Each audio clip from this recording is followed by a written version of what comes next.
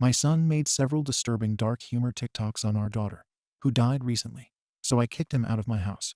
My daughter 16 passed away 7 months ago in a car accident. The other driver was speeding and weaving in and out of traffic like a maniac on the highway, ultimately hitting my baby girl. The driver unalive on impact, but she passed away 6 hours later in the hospital due to her injuries. My wife and I attend individual therapy as well as marriage counseling. It's been extremely hard for both of us, but we have made considerable progress given the circumstances. We begged our son to get therapy and go to family counseling with us, but he refused. He's 19 and in college, so we can't force him to go. Our therapist gave us a list of warning signs to look out for, and he seemed to be coping well with the loss. We decided to let him grieve in his own way. The issue is that my wife discovered a video my son made that went viral on TikTok. It was reposted by another account. It was a dark humor video.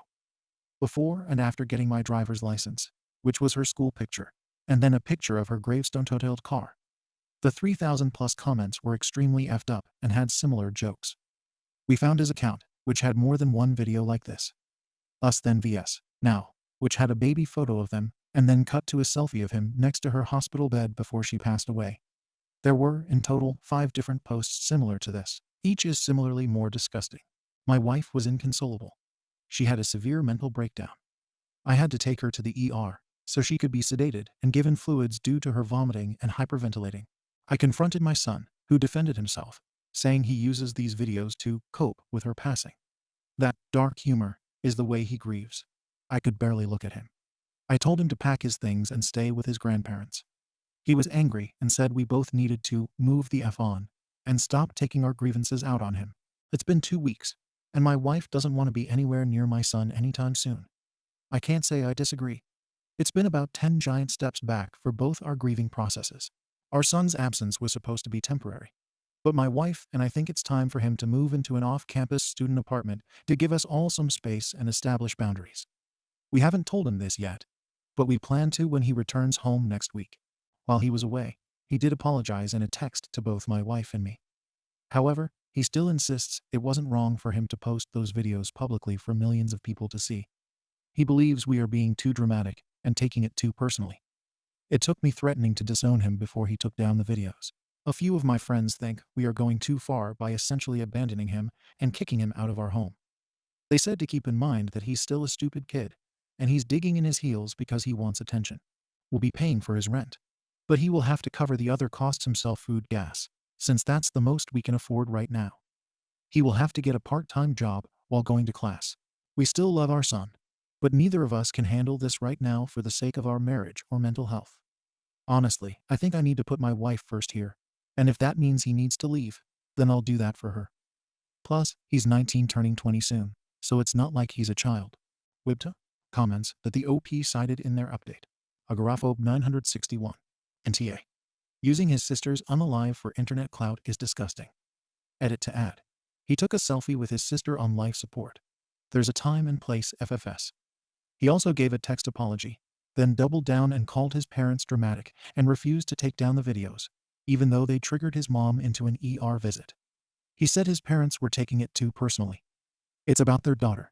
It's literally almost the most personal thing you can get. Yukashmikey. Where in the world does this confidence that clout is the most important thing come from? Kids his age live their lives on social media in a way that makes me extremely uncomfortable. But it doesn't take much time on TikTok to know that it's a part of life for them now. It's a core part of the way many teenagers experience and interact with the world, and it's not just for clout. This kid is apparently just selfish, lacks empathy, and wants to increase his social media following, but there's nothing in the post that indicates he said a single effing word about likes, followers, or anything else that indicated those things were important to him, that his father ever asked him. How is this helping you, son? Why is it important to you to express yourself this way? What about this makes it easier for you to deal with your sister's passing? People up and down this thread are diagnosing him as a psychopath, saying he has a personality disorder, etc. And it's effing bonkers. We have no idea why he felt this was an important way for him to grieve, and the folks labeling him this and the other thing are accusing him of lacking empathy. That's exactly effing backwards. It may ultimately be that the son's a complete D-head, that he really doesn't care how these things impact his parents, and that he just wants likes and followers. But the information we have here is so far away from proving that, unless you are choosing to project your own hatred of social media culture onto this one person. Ultimately, this sequence of events can also be accurately described as: a 19-year-old loses his sister. A 19-year-old finds comfort in posting dark humor about his sister. Parents find them and become extremely upset. Dad confronts the kid, and after the kid defends himself, he asks no follow-up questions about why it's helping him and makes no further effort to understand. But he kicks him out of the house, becoming so angry with his son that he can't even look at him. I'd bet every penny I have the son knew exactly what his father felt towards him in that moment, and it sure as hell wasn't love or empathy. Only then, by the way, does the kid lash out, move the F on, at the parents. After his father has reached the point where he is treating him with nothing but anger. The son is not the person who escalated away from a place of familial love here. That's an important detail. Everyone in this thread who is so gleefully tagging this kid with every name or psychological disorder in the book should take a deep breath and consider who really lacks empathy here. I feel deeply for the father, but the way he's lashing out at his son is ultimately on him, and he is risking losing a second child because of his grief over the first. I won't call him the I think all parties involved deserve some grace to figure out such a brutal situation. Nah, but I really hope OP reconsiders his stance towards this and seeks to understand his son a bit better. I think he will ultimately regret it if he doesn't. You potential Cloud 801. Grace. Such an amazing thing. It can move mountains. I agree. Don't cut your son off. He may feel very alone right now. Eugen Rednumit. I cannot upvote this enough. As a parent of 20, 24, and 27-year-old men, they are very different than we were at that age. They live an online life. The pandemic made this even worse. I wouldn't expect a 19-year-old male who is separated from his family in college and going through the complete breakdown of a family to post something psychologically balanced, thoughtful, and reasonable. I have seen worse coping behavior from grown adults. They just don't post it on TikTok. The mother's behavior was a complete breakdown and inability to function to the point of hospitalization. And everyone is pointing fingers at a 19-year-old. I think this entire family is struggling. Expecting a 19-year-old to have the emotional intelligence to cope with not only the loss of his only sibling, but essentially his family, is unreasonable. Most people are looking at this through the lenses of far more adult experience, which is just not fair. The parents' reaction was neither reasoned, mature, nor empathic, and they're more than twice his age. These parents appear to have a lot of unresolved anger, and their son has become a target for their rage. Yes, his post was hurtful, but people do stupid things in grief. His parents are right now. Just because they don't understand it doesn't make it wrong. Everyone needs to take a big step back before this family implodes. Grief and anger mix to make a toxic and blinding combination that often destroys the relationships of those going through it. I hope these parents don't lose a second child in the process. A thoughtful chick. IDOWorkHereLady overall OP. But did you say to your son that you are there for him if he needs you? Did you tell him that you are sorry that your and his mother's grief has so overwhelmed you? Did you tell him that you loved him? He is still alive. And he's hurting too. So he's either. He's just trying to cope, just like you too. However, you and your wife have each other. He has no one. Especially now. Stay in touch, rein in your anger, and have some empathy for him. He is your child, and he lost his sister and his parents. I am very sorry for your loss. Ulufov bread. First of all, I am so sorry for your loss. My heart goes out to you and your family. I just want to add my 2 cents. I'm a teacher who gets along pretty well with my students' middle school and high school level. So they are always showing me or sending me TikToks or explaining new trends to me. These dark humor style TikToks about a deceased relative are actually more common than you'd think. Your son is not the only person who has made them, and they are genuinely legitimate ways of coping with traumatic loss. I totally understand and empathize with your reaction, but I just want to make the case that people from the younger generation are not always making TikToks like this out of disrespect, and they're not always making light of a serious situation. In this case, it's pretty hard to justify him saying you need to move the F on. But I wonder if that is an example of him suppressing his grief rather than not feeling any. Again, I'm not defending him, just suggesting another explanation for how his 19-year-old brain, the brain doesn't finish developing until 25 years old, might be dealing with this. As a final thought, our generation and the younger generation view mental health differently. That's just a fact. In the same way that you might see this as an inappropriate and unhealthy way to respond to grief, keep in mind that your way of responding to grief might look just as insane to him. A Chemical Act 17648. AmITheA. If you're paying for university or his housing, you should make it a condition of continued funding to go to therapy. It's not so much the videos that are the problem. And they aren't great. but his reaction to you shows a real lack of maturity and empathy. And if he is cognizant of the fact that the videos are some kind of coping mechanism, well, there are more healthy ways to cope, like therapy.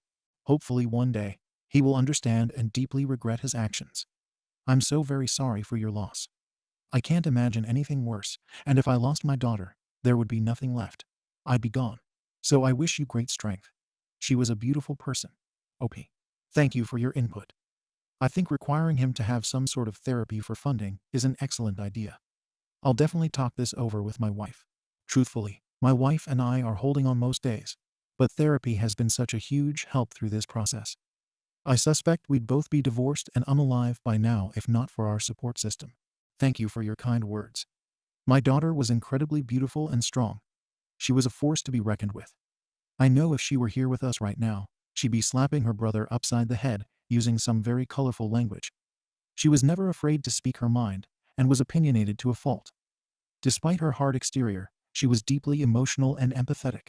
A few months before she passed away, we discovered a stray cat she was hiding in her bedroom. I had to put on my dad voice and reprimand her, but of course we kept the little dude. He still waits by the front door every day at 3 p.m. waiting for her to get home from school. He ignored everyone but my daughter. He would act like a lap cat, follow her around the house, and sleep with her every night. He just recently started letting my wife hold him. He still hisses at me though. Also, even though she was a BC student, she was so smart. She taught herself Python. She begged us to enroll her in a coding camp for her summer break. She wanted to be a game developer and make games like Animal Crossing and a farming game, I forget the name now. She was so smart and loving. I miss her every day. She was sarcastic, witty, and hilarious. A pessimist like me with a heart of gold. She loved people, had tons of friends, and could talk to anyone and everyone for hours. Edit. I'm sorry I went on a bit of a tangent there. Final update. Firstly, I'd like to send a sincere thank you to everyone who not only commented, but also read my original post. This is a very dark and vulnerable time for my family. We are lost, confused, and battling with a grief that has consumed us so entirely that it hurts to physically breathe most days. Secondly, my son is a good man, son and brother. He loved and cherished his sister deeply, and I know in my heart that it was never his intention to make light of her Ulif. Nor would he ever intentionally hurt his mother, myself, or anyone else. It's been an emotionally exhausting and draining last few hours for both my family and me. However, I am happy to provide a bittersweet update for all the wonderful people who took the time to read my original post. You all helped me realize I needed to act now and fast if I were to ever repair our family. I called my son on the phone after reading the comments. I asked him why he posted those videos. He said he was just hurting. We were quiet for a while. His voice broke when he asked if I and his mom still loved him. I failed my son. I failed him. What he needed was a father who gave unconditional love, support, and protection. He needed his dad. I was too stupid, selfish, and angry to see that he was hurting more deeply than any of us. We lost our daughter, but he had lost his sister. We needed him to be a strong, mature son for his broken parents. The brave one. The one to shoulder our pain. We heard his cry for help as he kicked us while we were down. My wife and I immediately left to go pick him up and bring him home. What I saw was a broken little boy needing his mom and dad. Not the pathological monster our grief painted him as. He had visible bags under his eyes and had lost a lot of weight. We were too blind to see it. We both profusely apologized and will be showing him how sorry we are for the rest of our lives.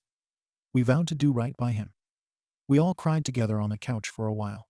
Our son is taking a year off of school to heal and work on his mental health, at his request. He also agreed to attend weekly therapy. He will be home with us. We will also be seeing a family therapist. My wife is seeking medication to get a handle on her panic attacks. I signed up for a grief support group specifically for fathers. This is just the start of a very long and difficult journey ahead of us. Thank you everyone for giving me a major kick in the arse and a wake-up call. I may have lost a daughter, but I will not be losing my son. Not now or ever again. Editor's note. OP thanks the users whose comments were shared above, and also thanks several users who shared their own stories of loss, whose comments I chose not to include for the sake of not making this even heavier than it already is. This community can move mountains and affect the lives of real people facing real issues. I've learned a lot about what grief means for different people. No one's grief is invalid or wrong, and everyone handles it differently. This is a lesson I'll carry with me for the rest of my life. This morning, I am making pancakes and bacon, while my son and my wife watch Netflix in the family room. The windows are open. Our daughter's cat actually came out of her room on her own for the first time to lay on the couch with them. Our lazy Saturday. It's the first time in months that we've done this since our daughter passed away. It feels bittersweet, different. But at the same time, it feels right too.